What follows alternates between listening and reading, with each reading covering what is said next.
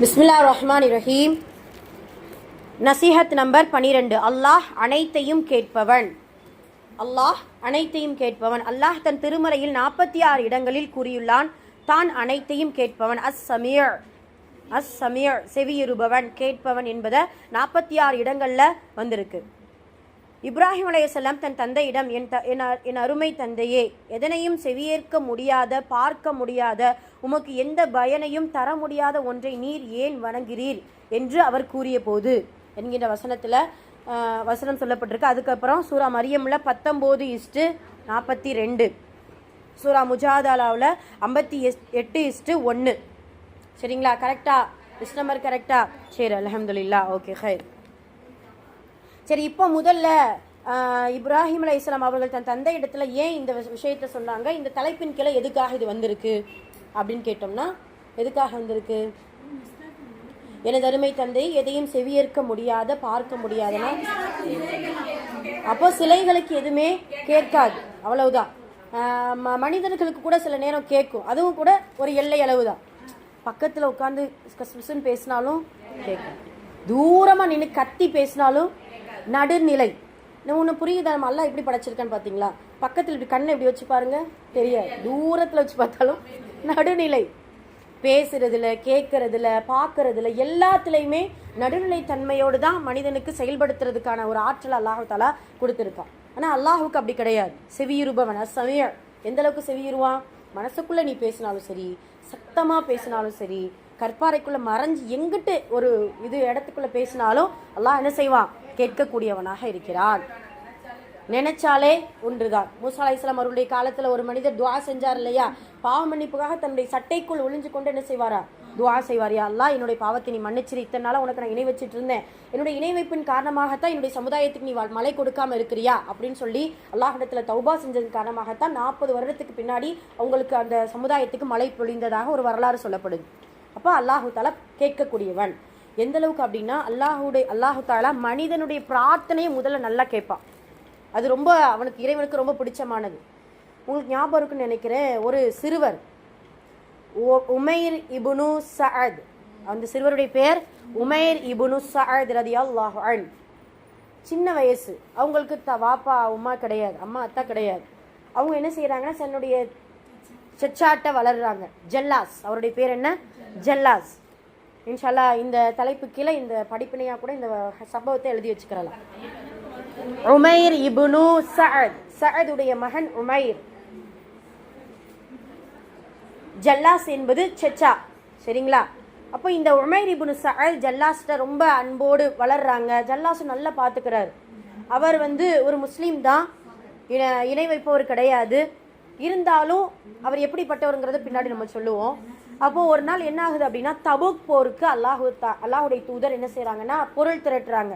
யாராவது உங்களுக்கு ஏற்பாடு, இது உங்கள் பொருளுக்கு இருந்தால் கொண்டு வாங்க அப்படின்னு சொல்லிட்டு மஸ்ஜித் நபவியில் எல்லா மக்களும் சஹாபாக்கெல்லாம் பொருள் கொண்டு வர்றாங்க. இந்த உமைர், இந்த சின்ன பிள்ளை பார்க்குறான், என்னடா நம்மளுடைய சின்ன சச்சாவை காணுமே, ஜல்லாஸை காணுமே, எல்லாரும் கொடுக்குறாங்களே அப்படின்னு சொல்லிட்டு இவர் உடனே ஓடி போய் ஜல்லாஸை போய் சொல்றாரு, சச்சா எல்லாரும் பொருள் அல்லாஹ்வுடைய பாதையில செலவு பண்றாங்க, போருக்காக பொருள் திரட்டுறாங்க, எல்லாரும் கொடுக்குறாங்க, நீங்களே ஏதாவது கொடுங்களேன் அப்படின்னு சொல்லும் பொழுது, தபுக் போர் தான் ரொம்ப வெகு தூர, அதில் தான் பொருட்கள் நிறைய தேவைப்பட்டுச்சு. சரிங்களா? அந்த தபுக் போரில் தான் உமர் அலி, அபுபக்கர் அலி, அந்த சம்பவம்லாம் எங்கே நடந்துச்சு? தபுக் போரில் தான் இது பண்ணுங்க. அவங்க நிறைய பொருள் கொடுப்பாங்க இல்லையா? அப்போ அப்படி இருக்கும்போது இந்த ஜல்லாஸ்ட போய் தன்னோட சிறுவன் சொல்கிறாரு.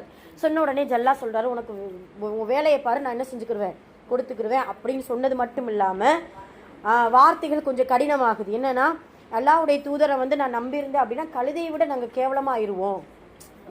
அந்த வார்த்தை உமைருக்கு பொறுக்கலை. இன்னும் நீங்கள் தொழுகிறீங்க, ரசூல்லா கூட பேசுகிறீங்க, எல்லாரோடைய. அப்போ என்னென்னா, முனாஃபிக், இப்படிப்பட்ட முனாஃபிக்குகள் நிறைய பேர் இருக்கிறாங்க. முஸ்லீமாக இருக்கக்கூடிய, உள்ளத்தின் அளவில் முனாஃபிக்குகளாக இருக்கக்கூடியவங்க. அப்போ அவரை நான் நம்பினேன் அப்படின்னா கழுதையை விட கேவலமானவர் அப்படின்னு சொல்லிட்டு சொன்ன உடனே இந்த சிறுவனுக்கு தாங்க முடியல. என்னவாப்பா இப்படி நீங்கள் சொல்கிறீங்க, இப்படி நீங்கள் சொல்லக்கூடாது அப்படின்னு சொல்லிட்டு, நான் இதை போய் நான் ரசூல்லாட்ட என்ன செய்வேன், சொல்லுவேன் அப்படின்னு சொல்லிட்டு அவர் என்ன செய்யறாரு, ஓடுறாரு. ஓடி போய் அந்த உமேருக்கு அந்த சிறுவன் போய் சொல்கிறாங்க நபி ஸல்லல்லாஹு அலைஹி வஸல்லம் அவர்கள்ட்ட, அல்லாஹ்வுடைய தூதரே, என்னுடைய வாப்பா சிறிய தந்தை எங்கள் இப்படி சொல்லிட்டாரு, நான் வந்து பொருள் கேட்டேன், என்னென்னலாம் நடந்துச்சு, நான் கழுதையை விட கேவலமானவர் அப்படின்ட்டு அவர் வந்து இது பண்ணி சொல்கிறாரு அப்படின்னு சொன்ன உடனே ரசூல் ஸல்லல்லாஹு அலைஹி வஸல்லம் அவர்கள் அந்த சின்னவனுக்கு அந்த சிறுவருக்கு பொது இடத்துல சொல்லணுங்கிறது தெரியல, சொல்லக்கூடாதுங்கிறது தெரியல, சத்தமாக சொன்ன உடனே பக்கத்தில் எல்லா சஹாபாக்களும் சலசலப்பாக ஏற்படுது. இப்போ உமர் என்ன செய்கிறாரு, பக்கத்தில் நிற்கிறார். இப்போது ஒருத்தவங்க சொன்ன உடனே அந்த சிறுவனை பார்த்து நபி ஸல்லல்லாஹு அலைஹி வஸல்லம் சொல்லுவாங்க, நீங்கள் சரியாக கேட்டிருக்க மாட்டீங்க, ஜல்லாஸ் நல்லவர் தானே, நீங்கள் சரியாக கேட்டிருக்க மாட்டீங்க அப்படின்னு சொன்ன உடனே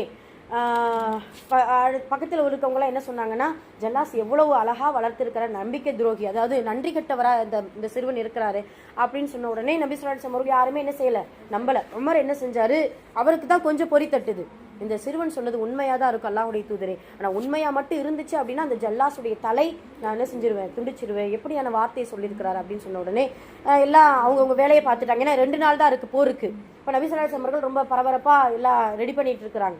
இப்போ இந்த உமைருக்கு தாங்க முடியலை. இப்போ அது மஸ்ஜித் நபியில் ஓரத்தில் உட்காந்துட்டு அல்லாஹ்விடத்தில் துஆ செய்கிறார், யா அல்லாஹ், நான் சொல்கிறது நான் என்ன பொய்யா, நீ வந்து செவியேற்கக்கூடியவனாகத்தான் இருக்கிற, என்ன அல்லாஹ்வுடைய தூதர் என்னுடைய பேச்சை நீங்கள் நம்ப மாட்டேங்கிறாரு அப்படின்னு சொல்லிட்டு நிறைய துஆ செய்கிறாங்க. துஆ செய்யும் பொழுது தான் சூரா தௌபா 9வது சூறாவில் 74வது வசனம் இறக்கப்படுது. 9வது சூறாவில் 70 இந்த வசனத்தை கவனிங்களேன். அல்லாஹு தாலா ஒரு சிறுவனுக்காக எப்படியான ஒரு வசனத்தை இறக்கியிருக்கா அப்படிங்கிறத பாருங்க. இப்போ அவன் எப்படியான செவியேற்கக்கூடியவனாக இருக்கிறான். குஃபருடைய வார்த்தையை நயவஞ்சகர்களாகிய அவர்கள் திட்டமாக சொல்லி இருந்தும், சொல்லிட்டாங்களா, யார் சொன்னா, இந்த ஜல்லாஸ் குஃபருடைய வார்த்தை தானே சொன்னாரு, சொல்லி இருந்தும் தாம் அவ்வாறு சொல்லவில்லை என அல்லாஹ் மீது சத்தியம் செய்கின்றனர். ஜல்லாஸ் வந்தாரு, வந்து ரசூல்லா வந்து கேட்குறாங்க, ஜல்லாஸ் சொன்னீங்களா, அல்லாஹ் மீது சத்தியமா நான் என்ன செய்யல, அல்லாஹ்வுடைய தூதரை சொல்லலை அப்படி. இப்போ அல்லாஹ் தஆலா அதுக்கு பதில் சொல்றா பாருங்க, தாம் அவ்வாறு சொல்லவில்லை என அல்லாஹ் மீது சத்தியம் செய்கின்றனர், இன்னும் அவர்கள் இஸ்லாமான பின்னர் காஃபிர்களாகி விட்டனர், இன்னும் உம்மை கொல்ல வேண்டும் என்று சதி செய்து அவர்கள் வெற்றி அடைய முடியாத ஒன்றுக்கு முயன்றனர், அல்லாஹும் அவனுடைய ரசூலும் அவனுடைய அருள்கொடையினால் அவர்களை சீமானாக்கி வைத்தவர்களாகவே தவிர வேறு எதற்கும் உங்களை அவர்கள் வெறுக்கவில்லை.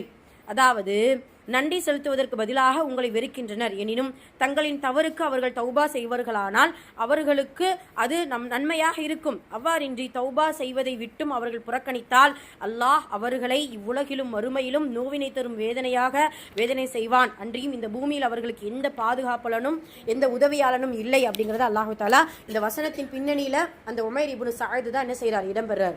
இப்போ அல்லாஹு தாலா அந்த வசனத்தை இறக்குற உடனே நபி ஸல்லல்லாஹு அலைஹி வஸல்லம் அவர்கள் அந்த வசனத்தை உணர்ந்ததுக்கு அப்புறம் தான் அந்த உமைர் இப்னு சஅத் வந்து அந்த ஓரத்தில் அழுது கொண்டு இருக்கக்கூடிய இந்த சிறுவனை அழைத்து அவர்களுடைய காதை இப்படி தடவி முத்தம் கொடுப்பாங்களாம்.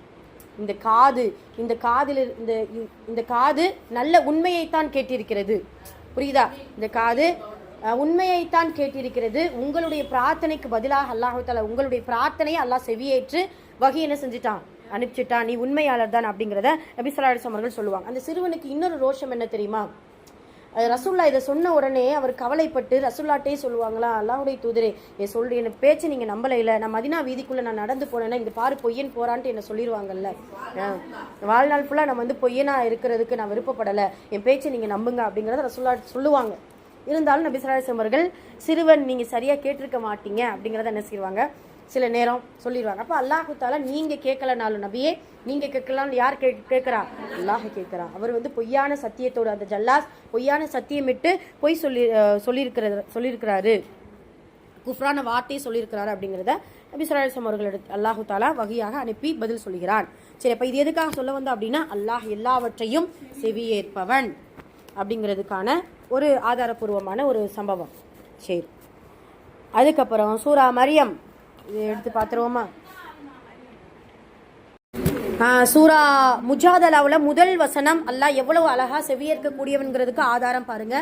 அது சமிஅ அல்லாஹு கௌலல்லதி துஜாதிலுக ஃபீ ஸௌஜிஹா, நபியே தம் கணவனை பற்றி உம்மிடம் தர்க்கித்து அல்லாஹ்விடம் முறையிட்டாலே அந்த ஒருத்தியின் சொல்லை திட்டமாக அல்லாஹ் செவியேற்று கொண்டான். தஷ்தகி இலல்லாஹ் வல்லாஹு யஸ்மஉ தஹாவுரகுமா, அல்லாஹ் உங்களிருவருக்கிடையே வாக்குவாதத்தையும் செவியேற்று கொண்டிருந்தான்.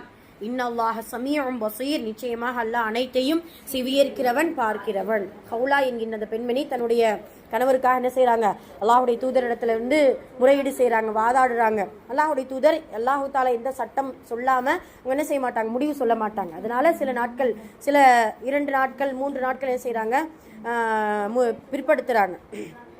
அப்போ அல்லாஹ் என்ன செய்கிறான், அந்த வசனத்தை இறக்கி, நீங்கள் அந்த பெண்ணும் சொன்னதை நான் செவியேற்றுட்டேன், நீங்கள் 2 பேரும் தர்க்கித்து கொண்டதை நான் என்ன செஞ்சுட்டேன், செவியேற்று கொண்டேன் அப்படிங்கிறத அல்லாஹு தாலா சொல்லி காட்டுகிறான். சரி, அப்போ அந்த சமிய என்கின்ற வார்த்தை குர்ஆன்ல இப்படி நிறைய இடத்துல இருக்குது. இருந்தேன் அப்படின்னு சொல்லிட்டு கேட்கல அப்படிங்கிறத சொல்லுவாங்க. சரி, அல்ஹம்துலில்லாஹ்.